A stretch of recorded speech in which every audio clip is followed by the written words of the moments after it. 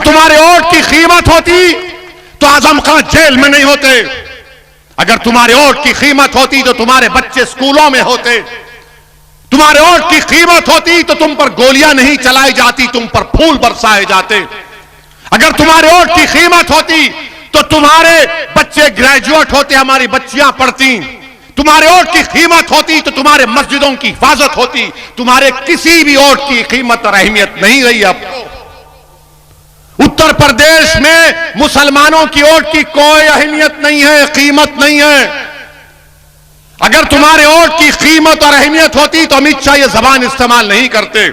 इसकी अहमियत और कीमत को अगर जिंदा करना है तो एक सियासी क़यादत को पैदा करो। हां, अगर तुम खुश हो कि मैं अगियार के चौखट पर जाकर सर झुकाऊंगा, अगर तुम मुतमईन हो कि मैं गुलामी का हक अदा करूंगा, अगर तुम खुश हो कि मैं इसी हालत में रहूंगा, मैं इसी तरह पिटता जाऊंगा, मिटता जाऊंगा और नाइंसाफी का सैलाब मुझ पर आता रहेगा, मैं इस तरह की जिंदगी नहीं गुजार सकता। मैं घुटन में अपनी जिंदगी नहीं गुजार सकता। मुझे सांस लेने की आदत है, मुझे खुली जहन चाहिए, खुला एटमॉस्फेयर चाहिए। जमहूरियत में मुझे अपना हक चाहिए, मुझे मेरी आवाज उठाने का हक चाहिए। मैं अपना हक चाहता हूं, पार्लियामेंट हो या उत्तर प्रदेश की विधानसभा हो, मैं चाहता हूं कि मेरी आवाज को सुना जाए, मेरे मसाइल को हल किया जाए। मेरे अजीज दोस्तों, मैं ये बहुत नारे सुन रहा हूं, पिछले 10-12 साल से नारे सुन रहा हूं। इन नारों को वोट में तब्दील करो, इन नारों को वोट में तब्दील करो। सिर्फ नारे लगाकर आंख में दो आंसू लाकर पोंछ लिए और उसके बाद सुबह उठते कि भैया कैसे हैं, अच्छे हैं, आ गए। नहीं मेरे भाई, करवट लेना है आपको, एक फैसला लेना है आपको। और अलीगढ़ में आप देख रहे हैं सीवरेज लाइन का इंतजाम नहीं, पीने के पानी का साफ इंतजाम नहीं, ट्रैफिक जैम लगा रहता है। मगर अमित शाह को वो जैम की फिक्र है, अलीगढ़ के ट्रैफिक जैम की फिक्र नहीं है। अलीगढ़ के ट्रैफिक जैम की फिक्र नहीं है। अब बोले फिक्र जैम है अलीगढ़ में, आ रहने दे वो जैम, हम वो जैम करेंगे, हम वो जैम पे बोलेंगे। मेरे अजीज दोस्तों और बुजुर्गों, ये जो अपने मजलिस को गाली देते हैं, मजलिस पर इल्जाम लगाते हैं कि मजलिस वोट डिवाइड करती है। सुना होगा ना आपने कि इलेक्शन लड़ेंगे वोट डिवाइड करते। हम जहां कहीं टीवी चैनल पे जाते हमको पूछा जाता है, ऐसा पूछते हैं जैसा कि कोई दामाद ससुराल के घर को आता है। जब जाता है ना बेटा घर को अपने ससुराल में, तो ससुर साहब बैठ के पूछते, बेटा खुश, अच्छे हैं। हमसे वही सवाल होता है, आप लड़ेंगे तो वोट डिवाइड हो जाएंगे, हम लड़े तो वोट डिवाइड होंगे। तो क्या हुआ था 2019 में? 75% मुसलमानों ने समाजवादी और बहुजन समाज पार्टी को वोट दिया। आपने दिया नहीं दिया? अलीगढ़ से आपने बीजेपी को वोट दिया? डर रहे क्यों? वोट दिया क्या? आपने समाजवादी को दिया, बीएसपी अलायंस को दिया ना? हाथ उठाइए। अरे पूरे उठाओ यार। फिर कैसे जीता? हम आए थे क्या? हमारी रूह आके या हमारे अजिन्नात आकर आपको कान में फूंक कर बोले मत दो वोट?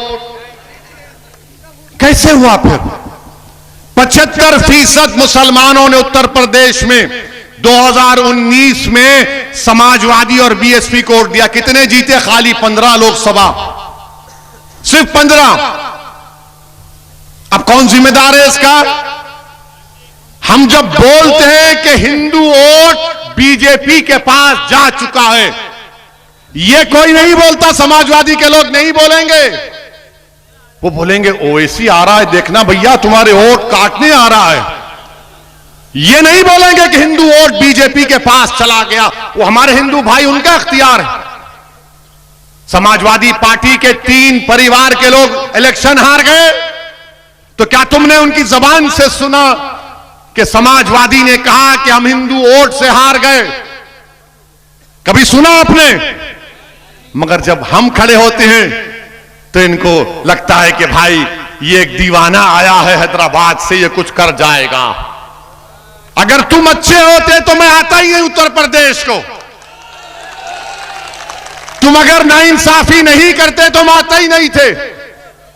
हम तो हैदराबाद के उन्हीं चबूतरों पर बैठकर ईरानी चाय पीकर खुश रहते थे। मगर तुमने हमको बुलाया है, तुम्हारे जुल्म ने, तुम्हारी नाइंसाफी ने हमको बुलाया है। और इंशाअल्लाह ताला जब अल्लाह के जात पर तवक्कल करके हमने कदम और फैसला लिया है तो अब पीछे हटने का सवाल नहीं। उत्तर प्रदेश नहीं, पूरे भारत में जाएंगे। मेरे अजीज दोस्तों और बुजुर्गों, मेरे अजीज दोस्तों और बुजुर्गों, 2019 का चुनाव, फिर 17 का असेंबली इलेक्शन, अखिलेश और कांग्रेस मिल गए तो गाना चलाया था, यूपी को इन दो लड़कों का साथ बहुत पसंद है। यूपी की जनता ने कहा हमको नापसंद है और बीजेपी को बना दिया। फिर 14 के चुनाव हुए, 14 का पार्लियामेंट का इलेक्शन हुआ। समाजवादी पार्टी के 5 यादव परिवार के लोग कामयाब हुए। बाप, बेटे, पत्नी, दोनों भाई। हम नहीं थे। अब आप बताइए आपकी वोट की अहमियत क्या है? जिस दिन आप मजलिस को वोट देना शुरू कर देंगे, जिस दिन आप मजलिस के उम्मीदवारों को कामयाब करना शुरू कर देंगे, याद रखो ये जो गुरूर और तकब्बुर के महलात जो बने हुए हैं ना, इनकी बुनियादों को हिला के रख देंगे इंशाअल्लाह ताला। ये जो जुल्म पर अपनी शख्सियत को बनाकर हमारे सामने खड़े हैं, जिन्होंने हमारे ख्वाबों को और उम्मीदों को चूर करके हमारे नौजवानों की जवानी को बर्बाद करके अपने सियासी महलों को तामीर किया है। मेरे अजीज दोस्तों और बुजुर्गों, मेरी आपसे दबन गुजारिश है कि आप अपने ख्वाबों को पूरा करो। आप अपने ख्वाबों को पूरा करो, उसमें कोई मायूब बात नहीं है। डरने और घबराने की जरूरत नहीं है। समाजवादी पार्टी हो, कांग्रेस हो, चाहे कांग्रेस, हम तो भूल ही गए। उनके नेता अमेठी से लड़े, वो हार गए। हम गए थे क्या? अच्छा, कहां से जीते वो? जुनूबी हिंद से, उस कॉन्स्टिट्यूंसी से जीते जहां पर 30% मुसलमान हैं, वहां जीत गए। और ये सब जब मजलिस की बात आती, नहीं नहीं नहीं, ये नहीं, ये ठीक नहीं है, ये ठीक नहीं है। कांग्रेस पार्टी का ये हाल है, समाजवादी पार्टी का ये हाल है। मगर सब के सब चौधरी बने हुए सेकुलरिज्म के, और सब ये समझते हैं कि मुसलमान कहां जाएगा हमको छोड़कर, मुसलमान कहां जाएगा हमको छोड़कर। मेरे अजीज दोस्तों और बुजुर्गों, मैं आपको यह नहीं कह रहा हूं कि उनको छोड़कर मुझे अपना लो।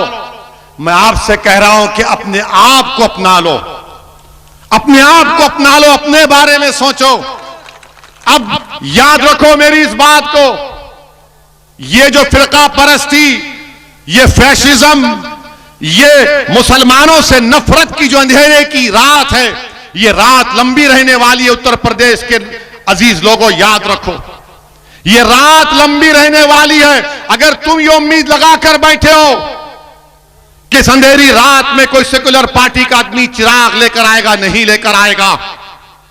इस अंधेरी रात में अगर तुम ये गलत सोच रहे हो कि कोई शमा जलाकर मेरे घर को आएगा, नहीं, तुमको इस अंधेरे में अपनी शमा को जलाना पड़ेगा। इस अंधेरे को तुमको छांटना पड़ेगा। इस अंधेरे में तुमको एक ताकत बन के उभरना पड़ेगा। और वो अंधेरे का तेल तुम्हारा इत्तेहाद होगा, तुम्हारे आंसू होंगे, तुम्हारी ताकत होगी, और होगी इंशाअल्लाह ताला। मेरे अजीज दोस्तों और बुजुर्गों, मैं अपने बुजुर्गों से अपील कर रहा हूं कि आपने अपनी जवानी को इन तमाम नाम निहाद सेकुलर पार्टियों पर कुर्बान कर दिया। मेरी उन बुजुर्गों से अदबन गुजारिश है, आप सोचो आपने क्या हासिल किया। आपने क्या हासिल किया? क्या आपके ख्वाबों को की ताबीर हुई? क्या आपकी उम्मीदों पर वो उतरे? हम सिर्फ वोट डालने वाले नहीं, हम एटीएम की मशीन नहीं है मुसलमान कि इलेक्शन आ गया और एटीएम में जाओ और डालते रहो वोट। नहीं, वोट डालो मगर अपने आप को डालो, अपनी ताकत को दिखाओ। तुम्हारी ताकत तुम कैसे दिखाओगे? आज यूएपीए का कानून बन गया, कांग्रेस और समाजवादी ने साथ दिया। मेरे अजीज दोस्तों और बुजुर्गों, मेरी आपसे गुजारिश है कि एक जरूर इस बात पर गौर करिए कि महाराष्ट्र में जो तशद्दुद हुआ वो नहीं होना चाहिए था। मैं तशद्दुद के खिलाफ हूं और रहूंगा। अब यहां पर भी बाज लोग वो साजिश कर रहे हैं, जज्बात में मत आइए, होश से काम करिए। अगर कोई हमारे जज्बात को ठेस पहुंचाता है तो पुलिस में जाकर कंप्लेन दीजिए। अगर थाने में एफआईआर नहीं दिया जाता तो कंप्लेन का एक्नॉलेजमेंट लीजिए।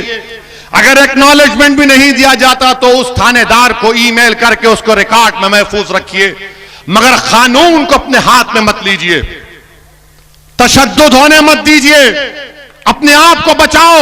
हम अपने बच्चों को बचाएंगे, उनको लीडर बनाएंगे, उनको कायद बनाएंगे। और हमारी कोशिश और ख्वाहिश यही है कि उत्तर प्रदेश में आपकी एक सियासी ताकत बने। मैं यही गुजारिश करने आपसे आया हूं और मैं आपसे वादा करके जा रहा हूं, मैं आपसे वादा करके जा रहा हूं कि इंशाअल्लाह ताला मेरी ये दीवानगी, मेरे ये अल्फाज, मेरी ये जबान जब तक अल्लाह जिंदा रखेगा मैं आता रहूंगा और उत्तर प्रदेश में आपकी क़ियादत अल्लाह के फजल से हम बनाएंगे। अस्सलाम वालेकुम व रहमतुल्लाहि व बरकातहू।